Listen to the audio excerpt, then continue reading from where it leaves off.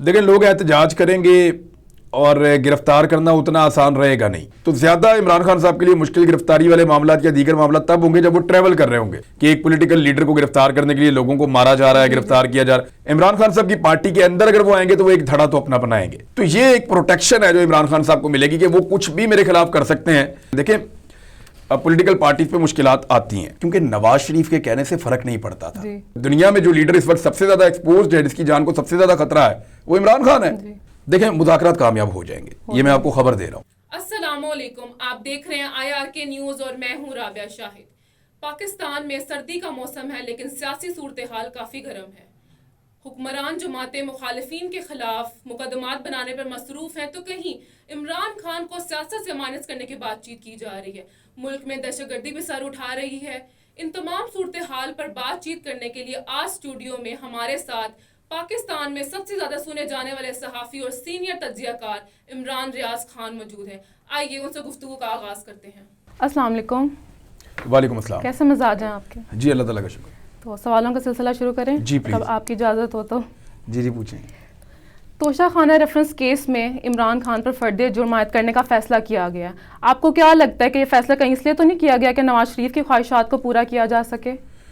دیکھیں نواز شریف صاحب سے یہ وعدہ کیا گیا ہے اور عمران خان صاحب کو یہ انفارمیشن پہنچائی گئی ہے, یعنی ان کے پاس یہ انفارمیشن ہے اب, اور اسی سورس سے یہ انفارمیشن میرے پاس بھی ہے کہ ایک طاقتور شخصیت نے نواز شریف سے وعدہ کیا ہے کہ نہ صرف عمران خان کو نااہل کیا جائے گا بلکہ انتخابات سے قبل انہیں گرفتار بھی کیا جائے گا. اب یہ وعدہ پورا ہو سکتا ہے یا نہیں ہو سکتا, کب تک ہوتا ہے, یہ ساری چیزیں جو ہیں وہ ایک بڑے سوالات ہمارے سامنے کھڑے ہوئے ہیں. لیکن عمران خان صاحب کو لگتا ہے کہ شاید ان کے ساتھ یہ بھی کر دیا جائے گا. گولیاں تک چل گئی ہیں تو انہیں اب لگتا ہے کہ کچھ بھی ہو سکتا ہے. لیکن پاکستان میں جو دہشت گردی کی نئی ویو ہے, جو حالات بہت تیزی سے موو ہو رہے ہیں, اور اب وہ لوگ بھی مطالبہ کر رہے ہیں الیکشن کا جو PDM کے یا PMLN کے قریب ہیں اور بے چینی اداروں کے اندر بھی موجود ہے. تو ایسی صورتحال میں یہ چیزیں مشکل تو لگتی ہیں لیکن پاکستان میں ناممکن کچھ بھی نہیں ہے. توشہ خانہ کا سمپل ایک فارمولہ ہے کہ 1947 سے لے کر اب تک سارا ریکارڈ نکالا جائے. نہ صرف یہ کہ وزیر اعظموں کو کیا کچھ ملا بلکہ یہ پتہ کیا جائے کہ باقی جو پاکستانی بڑے عہدوں پہ بیٹھے ہیں وہ جب بیرون ملک انہوں نے دورے کیے تو ان کو کیا کچھ ملا, اور وہ جو کچھ بھی ملا وہ سارا کچھ کہاں ہے, کون کون لے گیا اور کتنے کتنے میں لے گیا. تو یہ سارا ریکارڈ اکٹھا کیا جائے تو پھر تو یہ ہوگا انصاف. لیکن اگر عمران خان کو فکس کرنا ہے تو یہ توشہ خانہ تو ایک طریقہ, اور بھی 10 طریقے ہو سکتے ہیں. تو فواد چودھری کی گرفتاری کے بعد کافی خبر سامنے آ رہی تھی کہ عمران خان کو بھی گرفتار کیا جا سکتا ہے.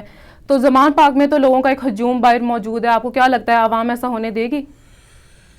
دیکھیں لوگ احتجاج کریں گے اور گرفتار کرنا اتنا آسان رہے گا نہیں. جی. اس کی 2 ریزنز ہیں.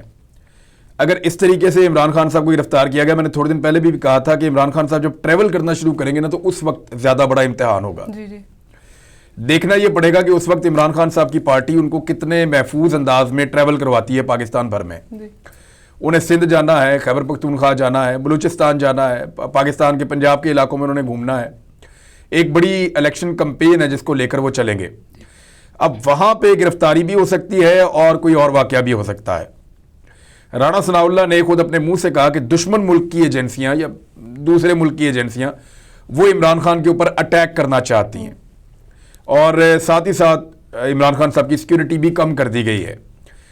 تو مجھے سمجھ نہیں آ رہی کہ ایک طرف وزیر داخلہ جیسا ذمہ دار آدمی کہہ رہا ہے کہ دشمن ملک یا کوئی اور ملک عمران خان صاحب پہ اٹیک کرنا چاہتا ہے اور ساتھ ہی اس شخص کی سیکیورٹی کمپرومائز کر دی جاتی ہے. تو زیادہ عمران خان صاحب کے لیے مشکل گرفتاری والے معاملات یا دیگر معاملات تب ہوں گے جب وہ ٹریول کر رہے ہوں گے. جب وہ ایک جگہ پہ بیٹھے ہوئے ہیں اور کارکن وہاں موجود ہیں تو یہ تو پھر حالات سارے ماڈل ٹاؤن والے بھی خدا نخواستہ ہو سکتے ہیں. لوگوں پہ آنسو گیس پھینکیں گے, ڈنڈے ماریں گے, فورس آئے گی, صبح سے شام تک لڑائی لگی رہے گی. ایک لمبی لڑائی کے نتیجے میں تو عمران خان صاحب کو گرفتار کیا جا سکتا ہے. بغیر گرفتاری کے کارکن, لڑائی کے بغیر کارکن گرفتار ہونے نہیں دیں گے. کارکن مزاحمت کریں گے, لڑائی کریں گے, اور اس کے نتیجے میں اگر عمران خان گرفتار ہو جائیں, یعنی صبح سے شام تک لڑائی لگی رہے, 100-200 آدمی گرفتار ہو جائے, وہاں سے بہت ساروں کو پیچھے ہٹنا پڑ جائے, اور پھر اس کے بعد ایک بڑی فورس دروازے توڑ کے جا کے عمران خان صاحب کو نکالے, تو یہ تو ہو سکتا ہے. لیکن کیا یہ ریاست وہاں تک جائے گی؟ ایک بڑا سوال یہ ہے جب ریاست کو دیگر بہت بڑے بڑے چیلنجز کا سامنا ہے کیا ریاست چاہے گی کہ 24 گھنٹے یا 48 گھنٹے اس طرح کے ویجولز پوری دنیا دیکھے کہ ایک پولیٹیکل لیڈر کو گرفتار کرنے کے لیے لوگوں کو مارا جا رہا ہے, گرفتار کیا جا رہا ہے, اور خدا نہ خواستہ اس میں کسی کی جان بھی جا سکتی ہے. وہاں جو لوگ کھڑے ہیں زمان پارک کے باہر, جو لوگ بنی گالہ کے باہر آتے تھے, ان کی باتیں سنیں تو ایسا لگتا ہے کہ وہ تو جان دینے کے لیے آئے ہوئے ہیں اور وہ اپنے منہ سے یہ کلیم کرتے ہیں, لیکن کچھ پتہ نہیں ہے کہ یہ کہاں لے جائیں گے اس معاملے کو, لیکن لوگ تو ڈٹے ہوئے ہیں فی الحال. تو پرویز الہی کے حوالے سے اگر آپ سے میں سوال کروں کہ کیا پرویز الہی کاف لی کو پی ٹی آئی میں ضم کرنے کے بعد پی ٹی آئی کو ہائی جیک کرنا چاہتے ہیں؟ نہیں, ابھی تو وہ ضم ہی نہیں ہو رہی. اگر تو وہ ضم کر لیں گے تو پھر وہ پاکستان تحریک انصاف کا حصہ بن جائیں گے. اس کا عمران خان صاحب کو ایک فائدہ ہوگا اور ایک نقصان بھی ہوگا عمران خان صاحب کو. پرویز الہی صاحب کی جو شخصیت ہے وہ ہمیشہ سے اپنی ایک پولیٹیکل پارٹی بنا کے, وہ نون لیگ میں تھے ایک دور میں جی, لیکن وہ نون لیگ کے اندر بھی ان کا ایک دھڑا ہوتا تھا, گجرات کا ایک دھڑا ہوتا تھا ان کا, اور ان کے ساتھ کارکنوں کی اور لیڈرز کی ایک بڑی ایک کلاس ہوتی تھی جس کو وہ ساتھ لے کر چلتے تھے, چودھری برادران. تو شروع سے وہ اسی طریقے سے کرتے ہیں, دھڑا تو وہ بناتے ہیں. عمران خان صاحب کی پارٹی کے اندر اگر وہ آئیں گے تو وہ ایک دھڑا تو اپنا بنائیں گے جی جی, اور کوشش کریں گے کہ تگڑا دھڑا وہ بنائیں. اس مرتبہ کے انتخابات میں اگر عمران خان صاحب 2/3 اکثریت لے گئے تو ہو سکتا ہے ان کا دھڑا اتنا طاقتور نہ ہو, لیکن اگلی مرتبہ یا کسی اور الیکشن میں ہو سکتا ہے کہ ان کا دھڑا زیادہ طاقتور ہو جائے اور عمران خان صاحب کی سیٹیں کم ملیں.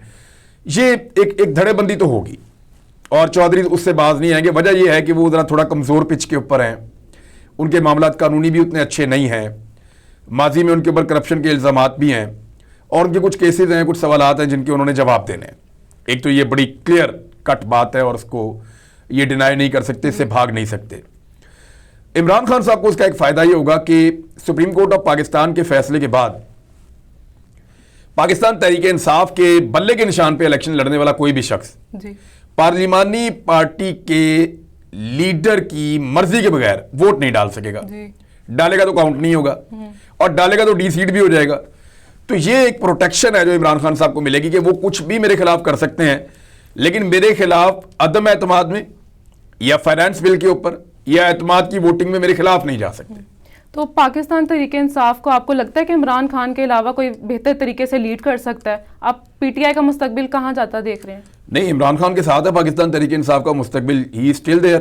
وہ اپنی پالیٹکس کر رہے ہیں اور پی ٹی آئی نے بہت سارے ایمرجنگ لیڈرز پیدا کیے ہیں اپنی جماعت کے اندر, بہت سارے, اور انہوں نے ثابت کیا ہے کہ وہ تگڑے لوگ ہیں, اور انہوں نے اسٹیبلشمنٹ کی مخالفت کے باوجود نہ صرف بھرپور طریقے سے سیاست کی ہے بلکہ عمران خان کے نقطہ نظر کے ساتھ کھڑے بھی رہے, سزائیں بھی کاٹی ہیں, مقدمات بھی برداشت کیے ہیں, اور بیچارہ کوئی ادھر بھاگا ہوا ہے, کوئی ادھر بھاگا ہوا ہے, لیکن جیسے بھی مشکل میں, لیکن وہ عمران خان کے ساتھ کھڑے ہیں. دیکھیں, پولیٹیکل پارٹیز پہ مشکلات آتی ہیں, لیکن ایسا نہیں ہوتا کہ باقی ساری پولیٹیکل پارٹیز بھی خلاف ہو جائیں, پاکستان کے سارے مافیاز بھی خلاف ہو جائیں اور پاکستان کی اسٹیبلشمنٹ بھی خلاف ہو جائے. ایسا وقت جو ہے مشکل ترین وہ یہ پاکستان تحریک انصاف پہ آیا ہے. یعنی اگر پولیٹیکل پارٹیز میں مشکلات آتی ہیں, جیسے پی ڈی ایم کی جماعتوں میں مشکلات تھیں, لیکن وہ آپس میں تو اکٹھے تھے, کم سے کم کہیں نہ کہیں بیوروکریسی ان کی بات سنتی تھی, کوئی نہ کوئی سسٹم میں ان کا جگاڑ چلتا تھا. پاکستان تحریک انصاف ہر طرف سے ہینڈی کیپ ہے. سسٹم یہ سمجھتا ہے کہ یہ آؤٹ سائڈرز ہیں, نکالو ان کو, وہ بھی خلاف. پی ڈی ایم کی 13 جماعتیں, ان کو لگتا ہے کہ یہ تو عجیب و غریب قسم کے لوگ آ گئے, یہ نظام ہی بدل دیں گے, نکالو ان کو, وہ بھی خلاف.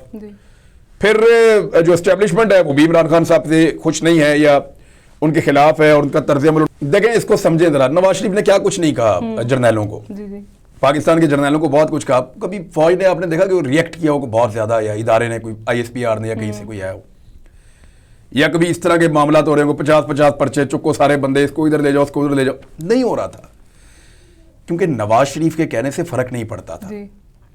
اگر نواز شریف اداروں کے خلاف یا جرنیلوں کے خلاف چلیں, بات کرتے اور لوگوں کے دل میں وہ بات اترتی تو اداروں کو بہت تکلیف ہوتی اور وہ ریئیکٹ کرتے, کیونکہ نواز شریف ڈینٹ ڈال نہیں پا رہے تھے.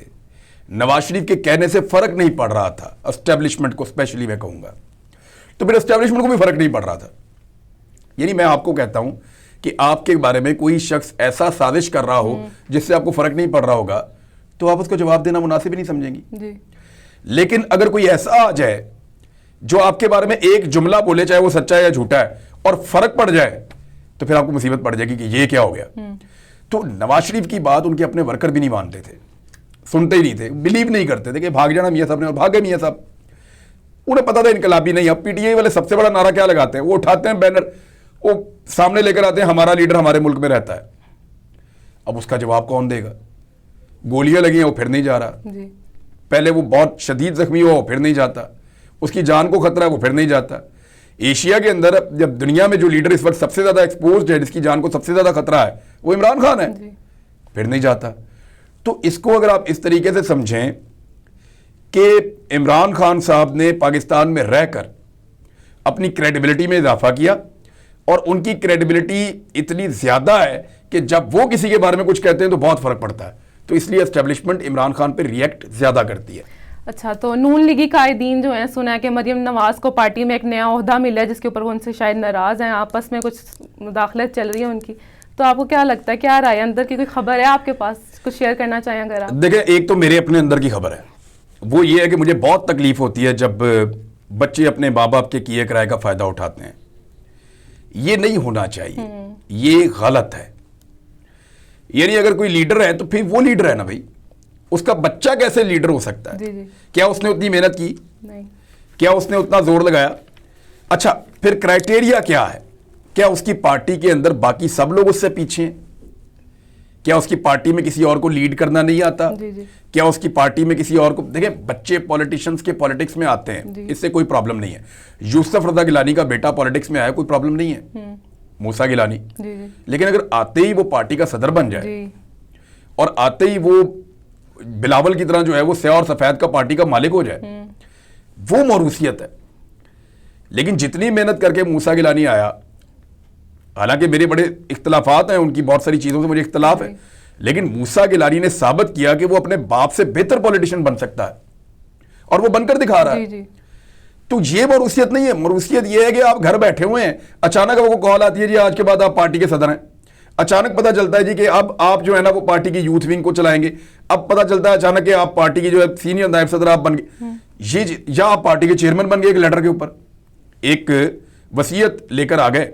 लोग कहते हैं वो जाली है, और बिलावल जरदारी जो है उसका नाम चेंज होकर बिलावल भुट्टो जरदारी हो गया, यानी सरनेम ही तब्दील कर दिया, और उसके बाद पार्टी का चेयरमैन बना दिया। ये चीज गलत है। अब लोगों में ना आहिस्ता आहिस्ता गैरत आ रही है, और वो लोग अब ये पार्टियों के अंदर सवालात पूछना शुरू हो गए कि ये क्या बदतमीजी है और ये क्या तरीका है। मरूसियत जो है उसको अब खत्म किया जाए। हमने बड़ी जूतियां घिसाई हैं, हमने डंडे भी खाए हैं, हमने जेलें भी काटी हैं। ये सब कुछ इसलिए नहीं किया कि हम आपके बच्चों के पीछे खड़े हो जाएं। अभी सुना है कि मरियम की आप बात कर रही हैं, उसका तो बेटा भी लॉन्च होने वाला है थोड़े अरसे में। अच्छा, IMF की बात करें तो मौजूदा सूरत हाल के मुताबिक IMF वफ्द पहुंच गया पाकिस्तान। तो आपको क्या लगता है, क्या मुज़ाकरात कामयाब हो जाएंगे? और अगर हो जाते हैं तो क्या अवाम जो है फिर वो एक महंगाई के एक नए तूफान के लिए तैयार है? देखें, मुज़ाकरात कामयाब हो जाएंगे, ये मैं आपको खबर दे रहा हूँ। ठीक है। मेरी इत्तला के मुताबिक पाकिस्तान की गवर्नमेंट ने यह तय कर लिया कि IMF जो भी कहेगा हम उसकी वो हर बात मान लेंगे, और हम मुज़ाकरात कामयाब करवाएंगे हर सूरत में, और मुज़ाकरात कामयाब चारा भी तो नहीं है ना अब? नहीं है। अब दूसरा मेरी गुजारिश भी है, और मुझे अंदाज़ा भी है कि जो एक्सपोर्टर्स हैं जिनका पैसा बाहर पड़ा हुआ है वो डॉलर अब पाकिस्तान में आएंगे, और आने चाहिए। देखिए 270 पे डॉलर पहुंच गए, इससे ज़्यादा तो रेट नहीं मिलेगा लोगों को। अगर इस रेट के ऊपर लोग अपने डॉलर पाकिस्तान ले आते हैं तो उनको पाकिस्तान में अगर 1 लाख डॉलर कोई लेकर आएगा तो उसको 2 करोड़ 70 लाख रुपया मिलेगा। तो ये फ़ायदा ही है ना, इसका नुकसान तो नहीं है। अब ये डॉलर मुझे ऐसा लगता है कि आने वाले दिनों में वापस नीचे की तरफ जाएगा। जब IMF आपको सपोर्ट देगा थोड़ी सी, तो आप दोस्त ममालिक के पास भी जाएंगे, आप उनका भी मिन्नत तरला करेंगे। पाकिस्तान की एस्टेब्लिशमेंट दोबारा से पैसे मांगेगी, दहशतगर्दी की एक वेव भी आ रही है, और पाकिस्तान अपने कुछ असासे बेच भी रहा है, यानी उनको दे रहा है पाकिस्तान। बड़ी अहम चीज़ें जो है वो हवाले कर रहा है पाकिस्तान। PIA का पाकिस्तान सोच रहा है, OGDCL का सोच रहा है, दीगर कुछ और चीज़ें उनको पाकिस्तान अब गिरवी रखेगा, और उसके बदले में पाकिस्तान पैसे इकट्ठे करेगा, या पाकिस्तान उनको फ़रोख्त करेगा, इन चीज़ों को, इनके शेयर फ़रोख्त करेगा। तो इससे जो है वो कुछ आपको ऑक्सीजन मिल जाएगी। आपका डॉलर जो है वो 250-40 के बीच में कहीं नीचे वापस आएगा, मुझे उम्मीद है, और आना चाहिए। लेकिन ये नहीं होगा कि वो 200 पे पहुंच जाएगा, वो नहीं होगा। वो डार साहब की जो जिद है वो पूरी नहीं होगी। लेकिन 240, 35, 50 इसके बीच में कहीं पे डॉलर मुझे उम्मीद है कि आने वाले दिनों में आएगा, और ये पाकिस्तान के लिए बेहतर है। लेकिन महंगाई कम नहीं होगी, पेट्रोल भी महंगा रहेगा, गैस भी महंगी रहेगी। गरीबों के लिए कोई सब्सिडी थोड़ी बहुत निकालने की गुंजाइश की जाएगी, पैदा की जाएगी, लेकिन अमीरों के ऊपर जो है वो खौफनाक टैक्सेस अब लगेंगे, और इंडस्ट्री पे टैक्स लगेंगे। اس کی وجہ سے پاکستان میں گروتھ مزید کم ہو جائے گی. اب یہ پاکستان کیسے مینج کرتا ہے بغیر کانفیڈنس کے؟ جب تک کہ پبلک کا کانفیڈنس نہیں ہوگا تب تک آپ آئی ایم ایف کا کوئی بھی پروگرام لے لیں, آپ کا پروگرام کامیاب نہیں ہو سکتا. سب سے مشکل پروگرام بھی کامیاب ہو جائے گا اگر لوگوں کا حکومت پہ اور سسٹم پہ اعتبار بحال ہو گیا اور لوگ پیسے نکالنا شروع ہو گئے. اور سب سے بہترین پروگرام بھی جو ہے نا وہ ناکام ہو جائے گا اگر لوگوں نے اعتماد نہ کیا. تو بس یہاں آگے پھنسے ہوئے ہیں. تو جو موجودہ ملک کی صورتحال ہے آپ کہاں جاتا دیکھ رہے ہیں؟ مہنگائی ہے, اکانومی کا بیڑا غرق ہوا پڑا ہے, کہاں حالات جا رہے ہیں؟ ملک انشاءاللہ اچھا چلے گا, بہتر ہوگا. ہم اس ملک میں رہتے ہیں, اللہ سے ہم دعا بھی کرتے ہیں اور اللہ رب العزت کا بڑا کرم بھی ہے, اور ملک الیکشن کی طرف جائے گا. جی مجھے ایسا لگتا ہے کہ عدالتوں میں کیس چلا گیا ہے. خیبر پختونخوا کی گورنمنٹ بھی جو تحلیل ہوئی ہے وہ بھی لے گئے عدالت میں کیس, اور پنجاب میں بھی چلا گیا. 3 تاریخ یہاں کی اور وہاں پہ بھی اب کیس لگا ہوا ہے. تو مجھے امید ہے کہ عدالتیں اپنا رول پلے کریں گی اور 90 دن کے اندر انتخابات ہوں گے اور پھر پاکستان قومی اسمبلی کے انتخابات کی طرف جائے گا. آہستہ آہستہ جو ہے وہ پاکستان کے اندر اعتماد بحال ہوگا. اور اس کے لیے تھوڑا سا, کیونکہ یہ دہشت گردی کا ماحول ہے اس وقت, ایک بڑا خوفناک حادثہ بھی ہوا, سانحہ ہوا پاکستان میں, اور اس کے لیے پاکستان کو اہم فیصلے کرنے ہیں. تو ایک مینڈیٹ والی گورنمنٹ چاہیے. لیٹس سی وہ کب کیسے بنتی ہے. ناظرین, یہ تھے عمران ریاض خان. اگلی ملاقات تک مجھے دیجیے IRK سے اجازت. اللہ حافظ.